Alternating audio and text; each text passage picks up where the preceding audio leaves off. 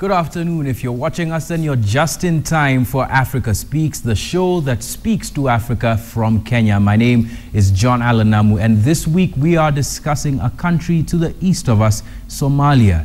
Is Somalia finally rising out of the ashes of a terrible civil war that took part mostly over 23 years of its recent history? Is there a narrative that we can start to claim about success in Somalia rather than many of the stories we've heard about in terms of failure? And here to help us discuss that today, apart from yourselves, is Yasin Juma, a journalist who has covered Somalia since 2004, more than 10 years now doing so for international news agencies from Western Europe mostly. He'll be joining us in a few moments. But first, as you know, on Africa Speaks, we've got a couple of segments to get into. And first up is Web City.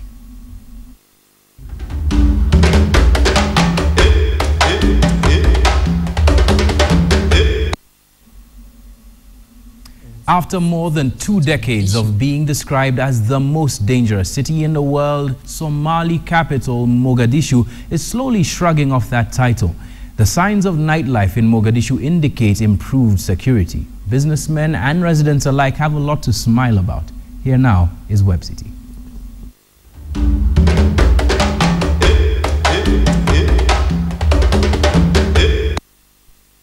As darkness falls in the seaside city of Mogadishu, nightlife takes shape. The once deserted streets of the Somali capital are back to life. Shops and restaurants are doing brisk business in some parts of the city well into the night. Mohammed Mahmoud Rage, owner of the popular Darussalam restaurant, is leaving nothing to chance to cash in on the growing number of customers. waxaan ku dadaalaynaa in magaaladu ay horumar sameeyso ganacsigu horumar sameeyo ilaahayna waxaan ka baryaynaa in nabadgelyada ilaahay noo siyaado intaasna waxa maaragtay nabadgelya ilaahayna siiyay nabadgelyadaas aanan ku maaragtay ayaan ku gaarnay inaan maaragtay annaguna aan niyad u yeelano inaan wax soo saarano oo aan maaragtay aan shaqeyno horta wadooyinka saxda aan isku soo baxo nabadan kasta yaraan haysan ma fahanti marka 3 saac ina maqaayadaha casho soo tagno cashada inaan soo doono waxa sabab ah way war nabada iska yareed hadda xiliga doonta guriga weynaysa. Nabat Supermarket is another business venture that's enjoying a boom.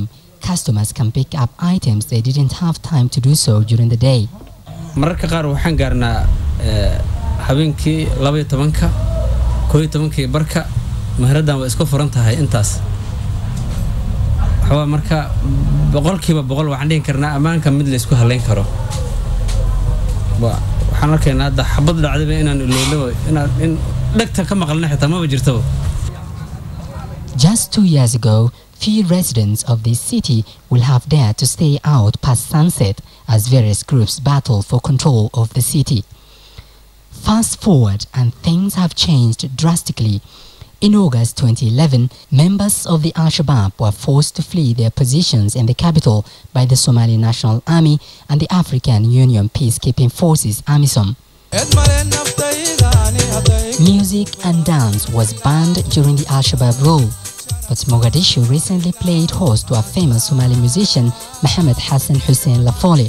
The concert highlighted just how much the city has changed. wuxuu marayaa xilliga Muqdisho laga xaroon jiray xilliidii burbursaneed laakiin maanta waxaan dhihi karaa wax weyn iska bedelay waan soo dhaweynayaa in ay sii socotaan waan rajaynayaa. The relative peace in Mogadishu doesn't cover the whole country. Though weakened militarily, the Al-Shabaab still controls a few areas of the Horn of Africa nation. Somalia faces many challenges, but the capital's growing nightlife is a sign that the residents here are singing a new tune, that of peace. Will the 22 years of anarchy be replaced with pages of peace and development? The answer will take some time. That report being done by our producer here on Africa Speaks, Qasim Mohammed, a man who knows a thing or two about Somalia himself. And you can join this discussion, like I said, on hashtag KTN Africa Speaks. Already we're getting a bit of feedback. Arnold Kipkemoi says, at this rate, Somalia is rising, and at this rate, it may overtake Kenya in 20 years. Very hopeful on behalf of Somalia. That by Arnold Kipkemoi. Remember to send us your feedback on hashtag KTN Africa Speaks. You can tweet us on KTN Africa Speaks or tweet me on John Alanamu. But now, up next is Click.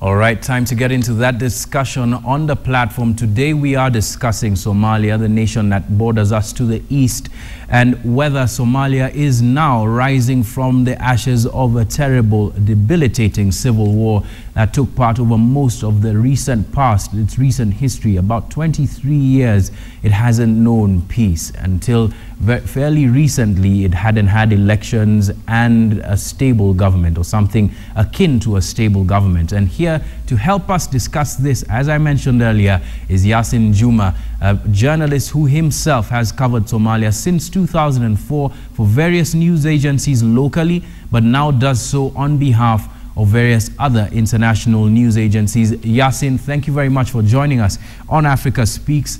And of course, Yasin, we can't discuss Somalia right now without talking about its past. Where do you think the problems that Somalia is facing, or rather faced, started? I mean, the narrative, of course, starts with the fall of the Siad Barre regime. And where do you think now the current challenges that face Somalia started? Well, indeed, we are seeing so much happening in Somalia today, but as you rightly said, before all this, Somalia has had its fair share of challenges. And I'd go back to the time, my first trip to Somalia, that was in 2004. Back then, those who were in charge, this was a different picture, not as it is today, where we have the Al-Shabaab and the AMISOM troops and the Somali National Army fighting each other. Back then, we had the warlords. In Mogadishu alone, we had like, I remember we had like 14 different warlords controlling different districts of Somalia. So we had that war economy that I really attribute to what was happening back then, because many wanted to take an advantage of the war economy and make money out of it by using, clanism. So basically, the problem in Somalia started with the clanism, because Somali people, although they are homogeneous, but it's a community that is divided in at least four different clans. Yes. So it was about clanism that started this whole mess in the Horn of Africa country. All right, but of course, in 2006, we saw the rise of the Islamic Courts Union, an organization that seemed to have merged what was a very fractious state in Somalia for the past, that back then was about 13 years of civil conflict driven by this war economy that you speak of. Why didn't the Islamic Courts Union survive? Why didn't it survive, or did it not survive? Yeah, why didn't it survive? Okay. I also happened to have visited Mogadishu during the time of the Islamic Courts Union, which locally they used to call it as the Mahakamad. Back then it was under Sheikh Sharif, who later on became the president of Somalia. I think it took Mogadishu took a very different, perception after the Islamic Courts Union decided to take over the city, and for the first time for about 6 months, there was absolutely peace all over Mogadishu. And this is after 15 years. I remember it was after 15 years of war and warlords trying to control different districts of Mogadishu for the first time. And I'm taking an example myself. I remember when I visited in 2006 during the Islamic Courts Union, I was able for the first time to walk around in Mogadishu city during the night. That couldn't happen during the times of the warlord. Yeah. But the main problem with the Islamic Courts Union is that, it's like they were boasting that they had taken over now Mogadishu, and they had so much, so much. They thought they could control much of Somalia, and this was just too much for them to bite. And this is something that they realized afterwards. And also the other problem was that there was this presence of foreign fighters within the Islamic Courts Union, and that had trouble with other especially Western countries, especially the US, who continue to finance the transitional federal government and other warlords to try and arrest these so-called foreign fighters, foreign jihadists, like Fazul. All right, and of course that is what many believe to be the genesis of an enemy that Kenya knows very well right now, the Al-Shabaab. Looking towards Somalia now, Mogadishu, and of course different parts of the republic now, with respect to the Al-Shabaab, is the Al-Shabaab the threat that it once was, coming out of the Islamic Courts Union and the strength that it was able to gain over the years since? Is it now the threat that it used to be in Somalia? Well, Namu, something about Somalia is that, things change in a matter of minutes. Today, Al-Shabaab is strong. It's occupying this part of Somalia, that other part of Somalia. The next day, it's a different picture.